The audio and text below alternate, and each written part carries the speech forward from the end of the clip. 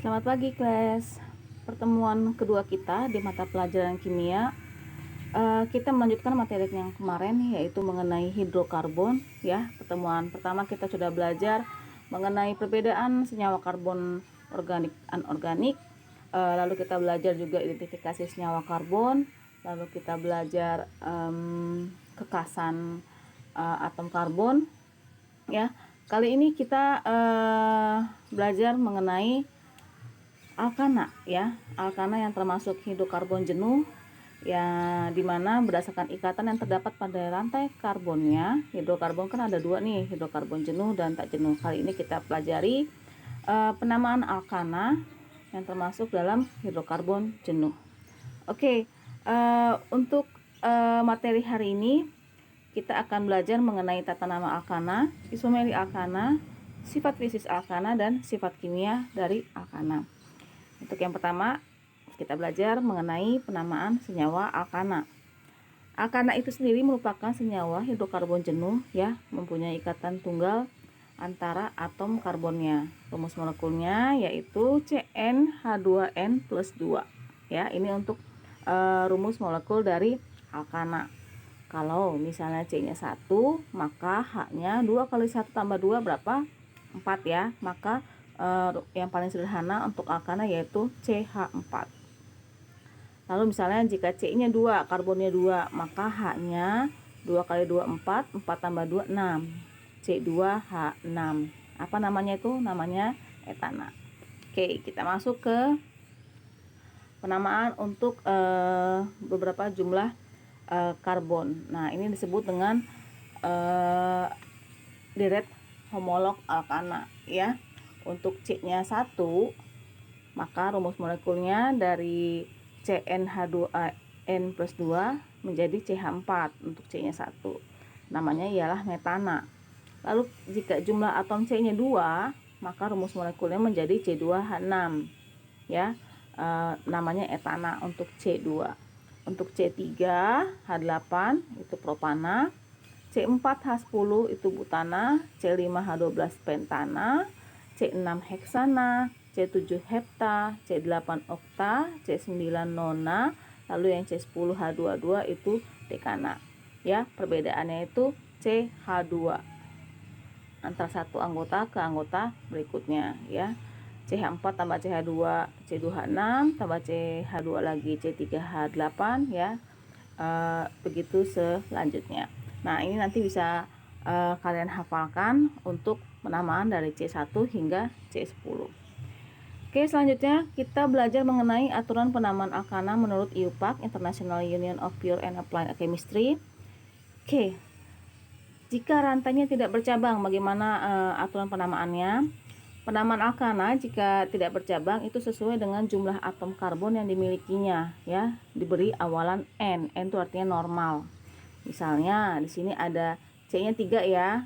CH3 lalu CH2, CH3. Ingat C itu tangannya ada 4 ya. Ikatannya di sini jika ini H3 maka ininya 1 tangannya. Kalau H2 maka tangannya di sini 2 ya, seperti itu. Lalu di sini CH3.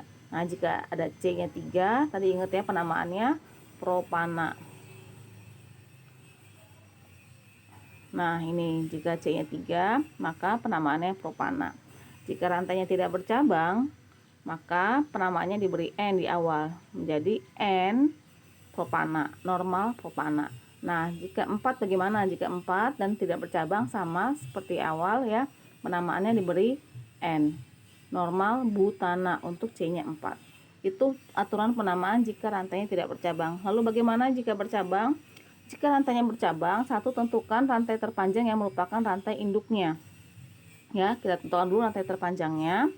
Lalu tentukan cabang-cabangnya. Cabang yang terikat pada rantai induk disebut alkil ya. Cabang yang terikat itu disebut alkil.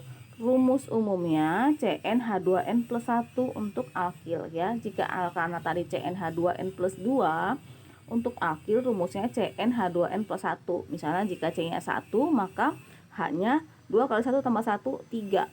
CH3. Ya, itu untuk alkil. Nah, nama gugus alkil itu diturunkan dari nama alkananya dengan mengganti akhiran ana menjadi il. Misalnya untuk CH4 tadi alkananya namanya metana. Nah, metana jika alkilnya CH3 itu namanya metana menjadi metil ya. Anaknya diganti il. Metana menjadi metil. Oke, lanjut. Penomoran dimulai dari salah satu rantai yang sehingga posisi cabangnya mendapat nomor sekecil mungkin. Jadi nanti misalnya ada rantai utama ya, lalu ada cabangnya. Nah, penomoran itu dari ujung rantai yang posisinya lebih dekat dengan cabangnya. Seperti itu ya. Nanti kita ke contoh soalnya.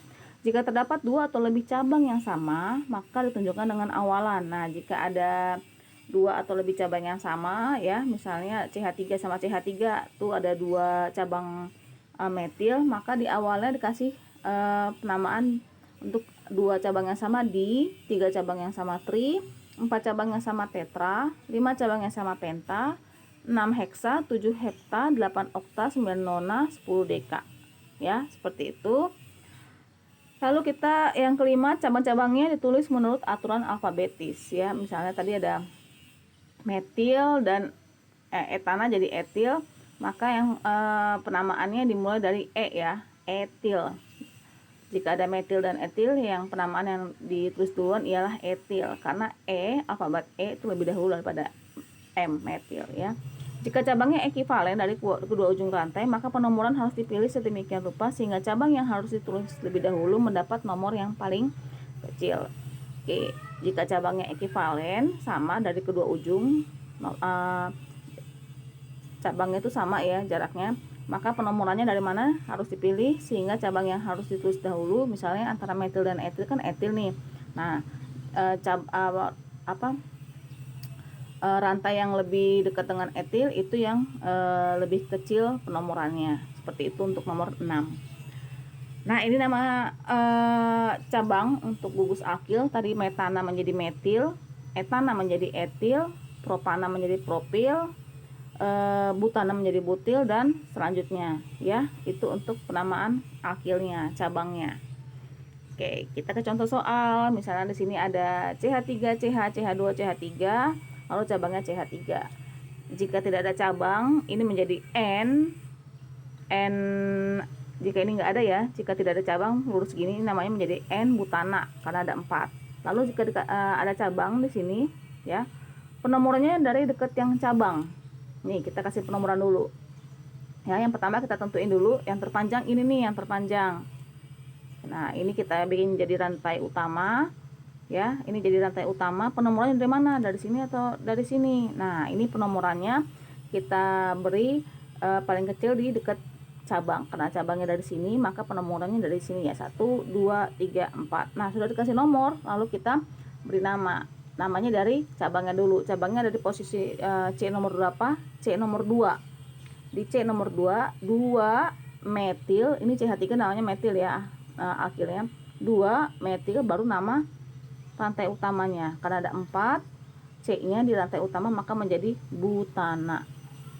Oke, untuk contoh soal yang kedua. Nah, di sini ada 2 cabang dan C-nya ini lebih banyak. Nah, kita cari yang terpanjang mana? Misalnya dari sini. Kalau dari sini lalu ke atas itu C-nya hanya 5. Ya. Kalau kita bikin rantai utamanya lurus, C-nya ada 6. Jika kita bikin di sini nih, nah ngebelok gini, ini ada 1, 2, 3, 4, 5, 6. Sama, ini sama-sama 6.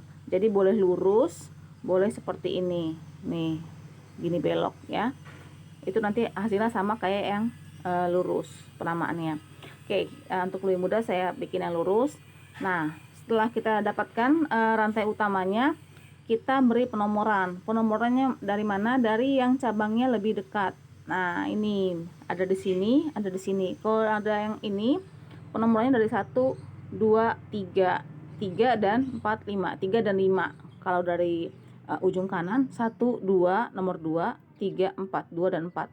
Antara 3 dan 5 sama 2 dan 4 yang lebih kecil adalah 2 dan 4. Maka penomorannya dimulai dari ujung kanan. 1, 2, 3, 4, 5, 6. Lalu kita beri namanya. Ingat dari nomor cabangnya dulu. Nomor cabang yang paling kecil adalah 2 ya.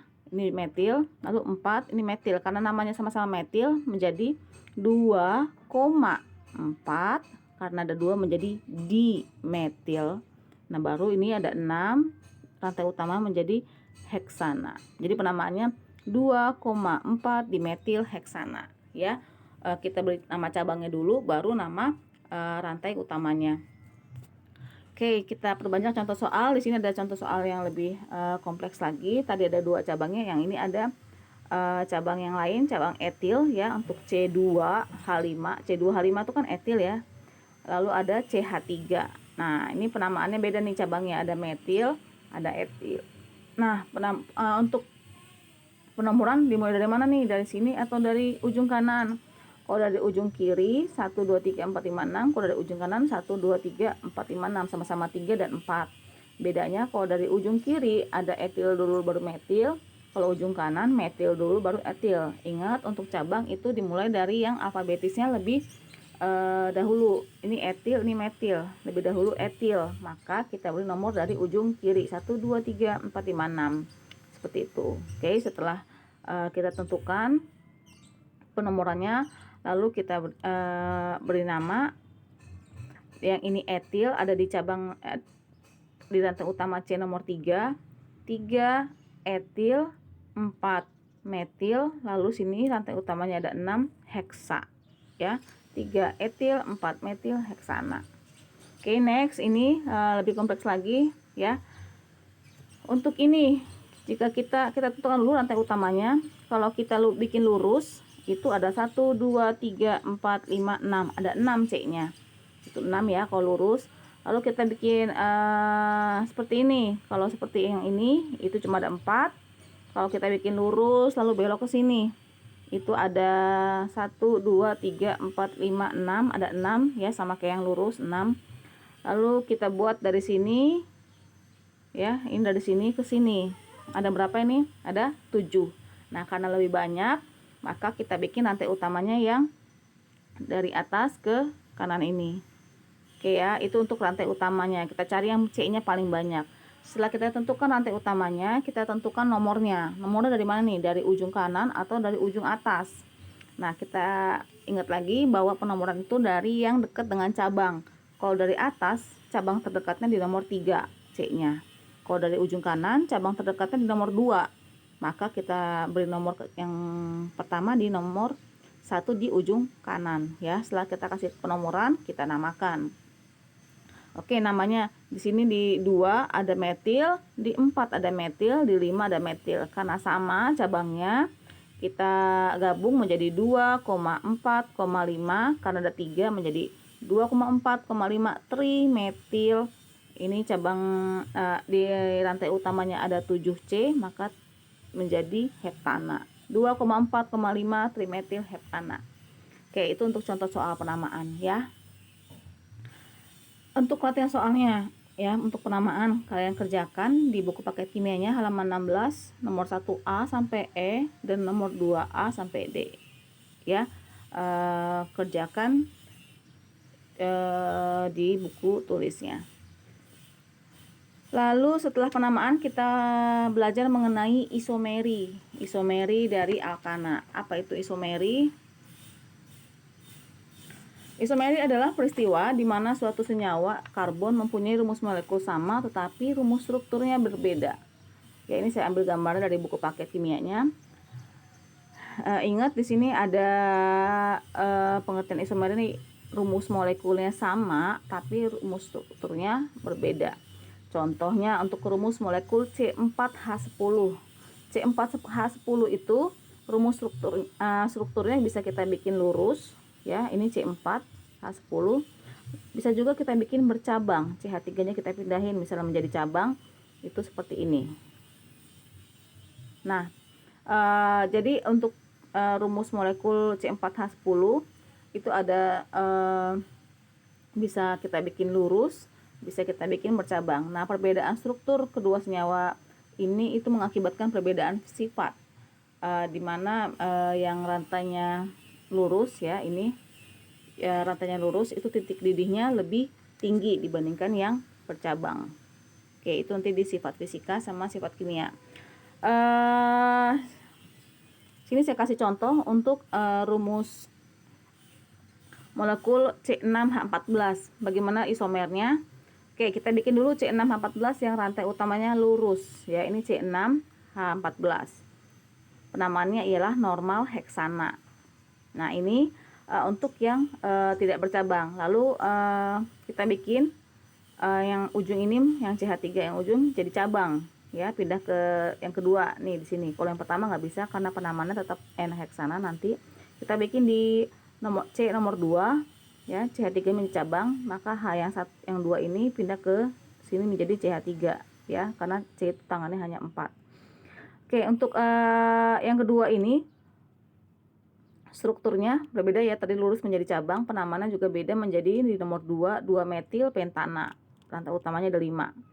Oke, kita bisa bikin juga yang CH3 ini yang nomor 2 pindahin ke yang nomor 3. Nanti penamaannya juga menjadi beda, 3 metil pentana ya. Beda ya. Rumus molekula sama, ini strukturnya berbeda. Ya, penamaannya juga berbeda jika rumus strukturnya berbeda. Lalu setelah ini bagaimana kalau kita pindahkan lagi ke 4, ke C nomor 4? Bisakah? Nggak bisa karena penamaannya sama seperti yang ini, 2 metil pentana ya. Nanti penamaannya sama seperti ini, nomor 1, 2, 3, 4. Nggak bisa kita bikin ke C nomor 4, maka kita bikin CH3 yang di ujung ini menjadi cabang lagi nih, menjadi cabang lagi. Nanti penamaannya menjadi 2,2 di metil, ada 4 ininya butana. Nah, ini oke ya. Bagaimana jika cabang 2 ini, yang 2 cabang ini yang metil, kita pindahin ke C nomor 3? Itu nggak bisa juga, nanti penamaannya sama seperti ini.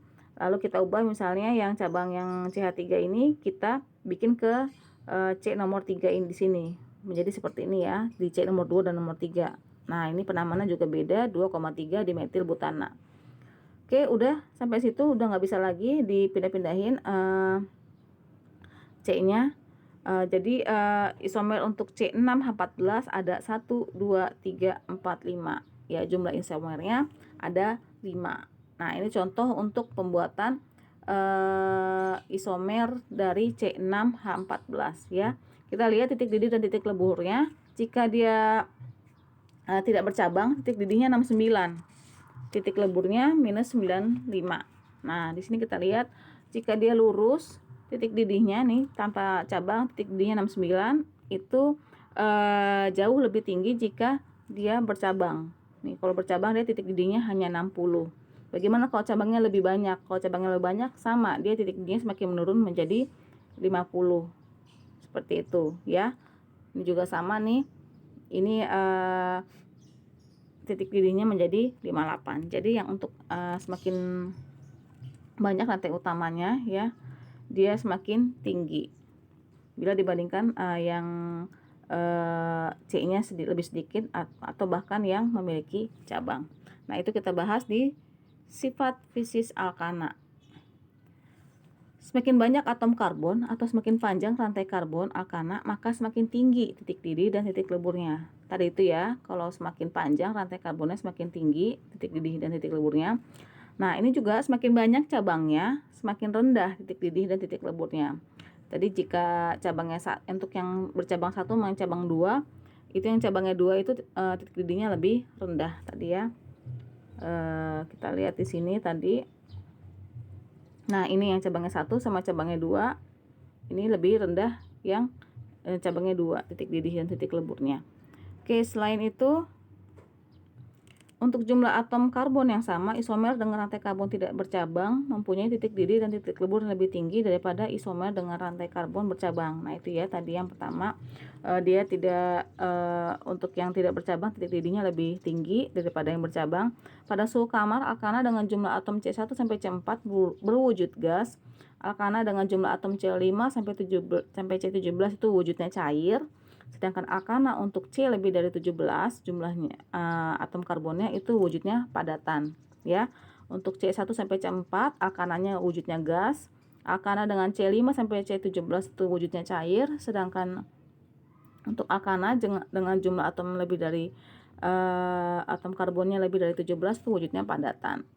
Lalu yang kelima, alkana tidak larut dalam air ya, karena merupakan senyawa kovalen nonpolar. Itu untuk sifat fisik kimianya. Lalu yang keenam, alkana mempunyai massa jenis yang lebih rendah dari air. Semakin banyak atom karbon penyusun alkana, semakin besar massa jenisnya. Lalu yang terakhir, cairan alkana tidak menghantarkan arus listrik. Oke, ya, itu untuk sifat fisik. Lanjut kita ke sifat kimia dari alkana. Nah, alkana itu merupakan hidrokarbon jenuh dan semua ikatan yang ada merupakan ikatan kovalen yang sempurna. Akibatnya, hidrokarbon merupakan senyawa yang kurang reaktif sehingga disebut parafin. Ya, itu untuk alkana, yang berarti daya gabung atau daya reaksinya rendah. Semakin panjang rantai karbonnya, semakin berkurang reaktifnya. Reaksi pada alkana umumnya merupakan reaksi substitusi atau penggantian gugus atom hidrogen pada suatu alkana. Nanti saya jelaskan di contohnya bagaimana substitusi itu. Yang pertama, dengan gas klor dapat bereaksi jika ada sinar matahari atau bantuan cahaya. Ini metananya, ini alkananya.